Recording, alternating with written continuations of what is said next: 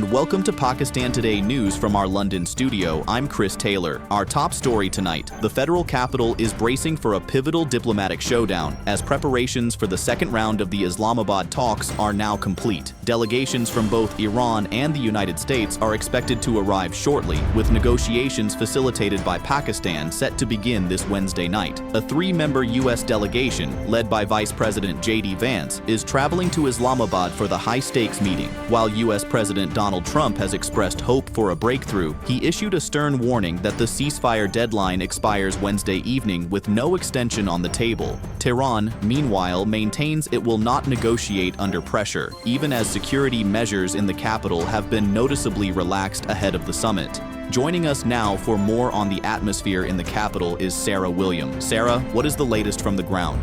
The mood here in Islamabad is one of cautious optimism mixed with immense logistical activity as the city prepares to host this high-profile diplomatic corridor.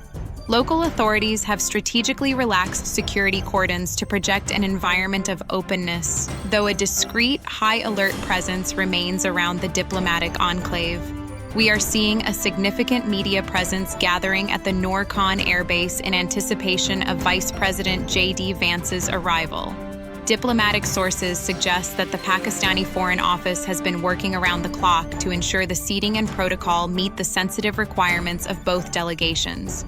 Despite President Trump's rigid deadline, officials here are hoping the spirit of Islamabad can foster a much-needed compromise.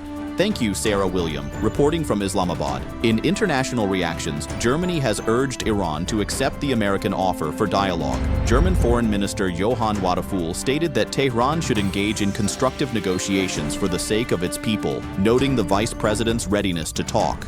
Simultaneously, China has voiced its support for the peace process, expressing hope that normal transit will soon resume in the Strait of Hormuz and that both sides maintain momentum during this second round. Moving to the Middle East, the European Union is reportedly reviewing its bilateral agreements with Israel. Led by Spain, Slovenia, and Ireland, there are growing calls for a parliamentary debate over Israeli military actions in Lebanon and reports regarding the treatment of Palestinians. Spain's Prime Minister has explicitly suggested ending cooperation agreements based on human rights clauses established in the year 2000. However, a full consensus within the EU remains elusive.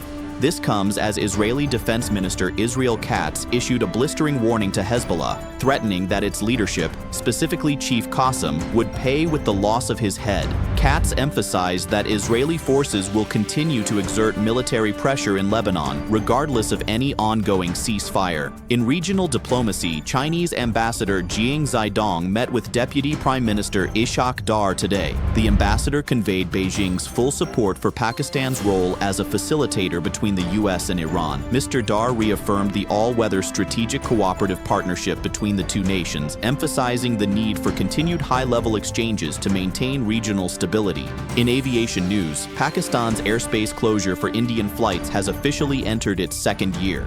The Pakistan Airports Authority has issued a new notum extending the ban on all Indian commercial and military aircraft until May 24, 2026. Initially implemented in April 2025, the restriction continues to cost Indian Airlines billions of rupees due to the necessity of longer, more expensive flight routes. Finally, the Pakistan Navy has achieved a major milestone with the successful test fire of the Timor air-launched anti-ship cruise missile. According to ISPR, the indigenously developed missile accurately engaged its target at sea, proving its precision strike capability. The successful test has been hailed by the country's top civil and military leadership as a significant boost to national defense. That's all for now. You're watching Pakistan Today News. I'm Chris Taylor.